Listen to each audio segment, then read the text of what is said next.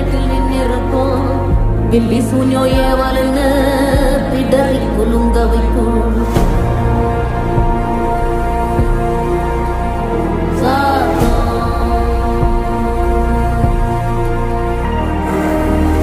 அமாவாசைக்கும் இருட்டு ஆறும் இல்ல நடுநிசி. கருப்பு கடுவம் பூன கண்ணும் மின்ன ஓடி வரும். சாம்பிராணி வாசனையில் ஜல்லு ஜல்லு ஓசை வரும். ரெட்டப்பன ஓசை